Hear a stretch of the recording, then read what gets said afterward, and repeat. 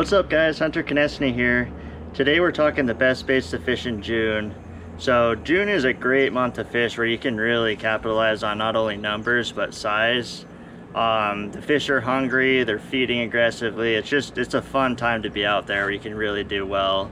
So after the spawn kind of ends, the fish really have one thing in mind at that point, and that's eating. So that being said, you can throw a lot of different baits and have good success doing it. So there's really kind of two spectrums that you're gonna face at this time of year. So for the shallow water fishing guys, you can really thrive in this time of year. It works very well fishing shallow.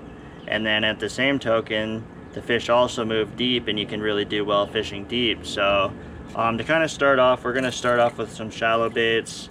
So I'm gonna start off with a walking bait. So this is the Reaction Innovations Vixen. This is the full-size one. This is my personal favorite walking bait. I've had a lot of success over it over the years.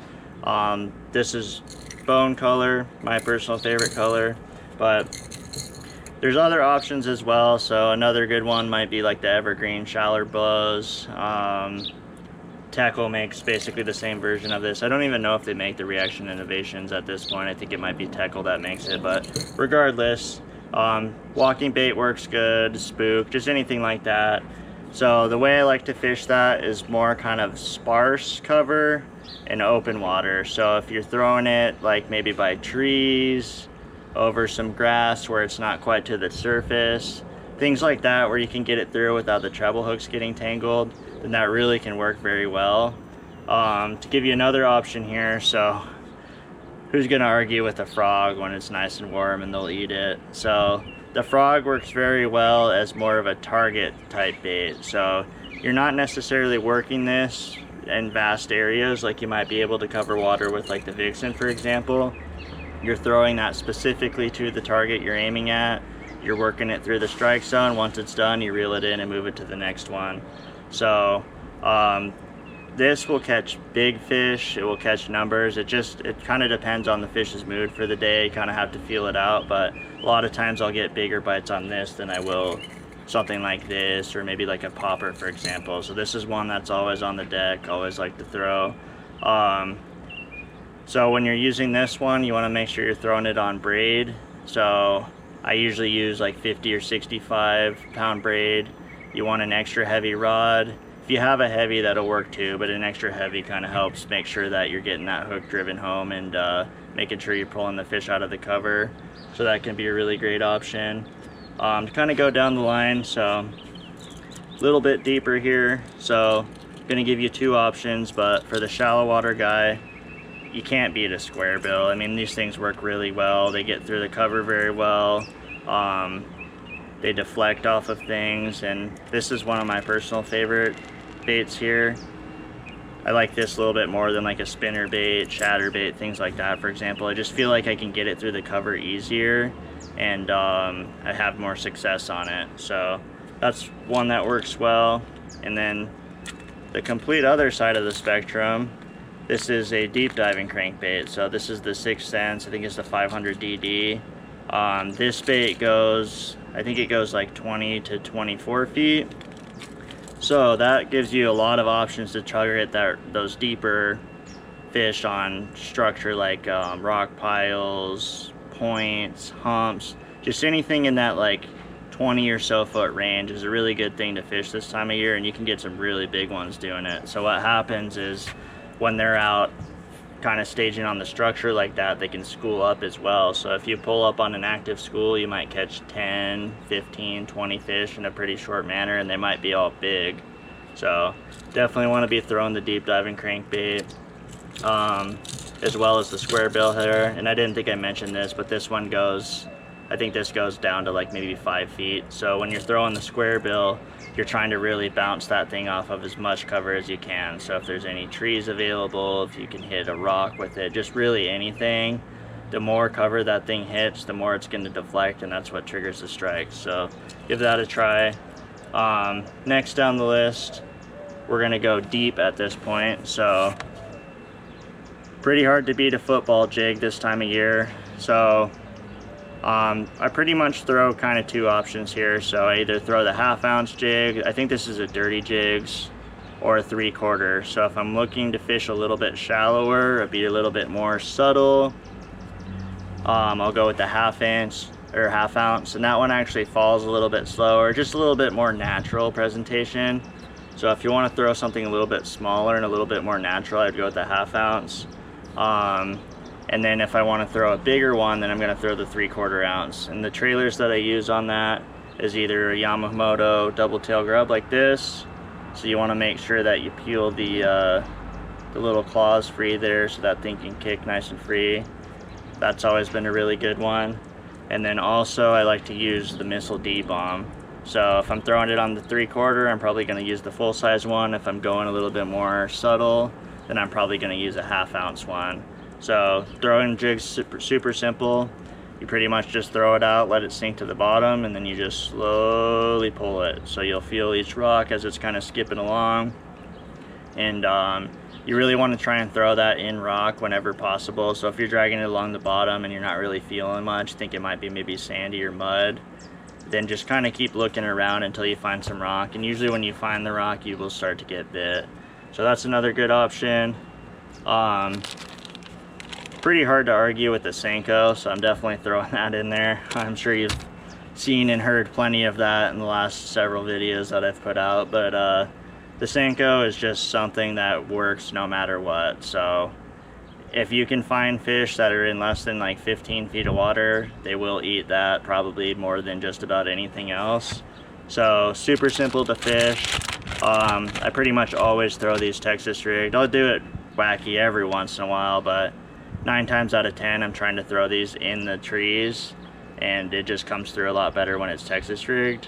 So very simple to fish. You just throw it out, give it a little line so that it can sink on slack line. So with the Senko, you don't add any action to it. The Senko basically has everything it needs right out of the package. You don't need to do anything special to try and give it more action, because really you're just hurting yourself if you're trying to do that. So it was made perfect as it was. Don't mess with it. You let it sink on slack line, and you're just watching your line the whole time it's sinking. So if you're in 10 feet, that might take, I don't know, 15-20 seconds to sink. So you got to let it sink that 15 or 20 seconds. You're watching the line the whole time, and then either one of 4 things is going to happen. So you're going to see your line twitch. So if that happens, then you know the fish picked it up, and you can set the hook, get the fish reeled in. Another option, you might see your line kind of start moving sideways a little bit. That tends to happen a little bit more if it's maybe like a little bit of ripple on the water, for example, and you can't see your line all that great. But if you start seeing it kind of a little bit of change of direction there, that's not normal, then reel up and check, because there's a pretty good chance that the fish has it. Another option is you just see your line kind of sinking faster than it should be. So after you throw this for a while, you get a good feel for kind of the cadence of how fast that thing should sink and how quick it should get to the bottom. So if you notice that your line's starting to move quicker than it should be, then there's a pretty good chance that a fish might have that. So definitely be on the lookout there. And then lastly, you just go to reel the thing in, and there's a fish on it that you never even knew had it. So that happens quite a lot with that. But yeah, that's another good one. Pretty easy to throw. If I was going to give you 2 colors, it would be green pumpkin watermelon laminate and natural shad. So those are pretty much the, I mean, I throw baby bass as well, but baby bass is kind of in the same realm as that green pumpkin watermelon. But that's pretty much all I throw, is those 2 or 3 colors. Very easy to do. And then lastly, I'm going to give you kind of an oddball one that I don't really hear too many people talk about these days, honestly. So the Alabama rig is something that can really do well right this time of year, because the fish are really feeding on shad, and you can find them schooling. So when you find them like that, I mean, you can catch, depending on how many hooks your state allows. In Arizona, we're allowed 2. You could catch doubles fairly regularly on that. So that is definitely in the possibility of happening. So that's a good one. So what you're targeting with that is more of kind of the schooling fish. So if you have forward facing sonar, that definitely helps a lot, but you don't need it. But basically what you're looking for is just structure, points, rock piles, humps, anything like that that the fish might be loaded up on. And you're just going to bring that Alabama rig over their head. So A lot of times when I'm fishing this, I'm throwing it out and it might be 20-30 feet of water. I let it sink to the bottom and then it's just a very, very slow retrieve. And as you're doing that, you're just adding little pops here and there.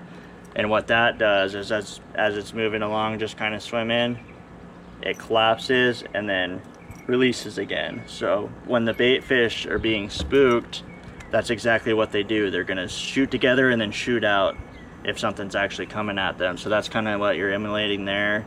It makes it real natural, make them react to it. So pretty simple to fish. This one's rigged up. That's probably 1/4 ounce heads, and then that's a 3.8 Kitech as the actual baits there, and then the dummies, these are just Rapala mares. I think that's the 3-inch ones. So nothing too crazy there. Really what I'm looking to do is kind of match the size of the bait fish with that. So if you're fishing somewhere where maybe they have a lot of gizzard shad and things like that, then you might use bigger baits than this. So what I'm kind of going for more or less here is emulating the threadfin shad. So this is pretty much about exactly the size of what they would be. And then these are just a little bit bigger, so it helps the fish kind of key in and go after the bigger ones. So when you're rigging the Alabama rig, you always want to put your baits that you want the fish to eat on the bottom, the furthest back. And honestly, I don't really ever have them like bite the swim baits off or anything like that. If they bite it, they pretty much always get the hook. So that's a good one. When I'm throwing that, I like throwing it on like an extra heavy rod. It just depends on how heavy your rig actually is, how many baits are on it. Just that plays a huge factor on what rod you'll need to use that. And then I either throw it on 20-pound fluorocarbon or I throw it on straight braid. It just really depends on the day, what the water clarity is, how finicky the fish are. But that works really good. So yeah, those are pretty much the baits I would recommend throwing in June. And there's plenty more that can go along with this, but this is just something that if you were to go to any lake at any point right now, you should be able to catch fish on pretty much all of these. So go ahead and give these a shot. I bet you have some success on them. Go ahead and drop a comment below too. What depths are you fishing right now? What baits are your favorite to kind of target that depth? Let's hear what you guys are doing in other parts of the country. This is kind of what I would recommend in Arizona, but there's plenty of other places out there and should be really good fishing this time of year. So let me know what you think. Other than that, we're going to go ahead and get this wrapped up. I hope you enjoyed this video, and make sure you subscribe so you can catch the next one.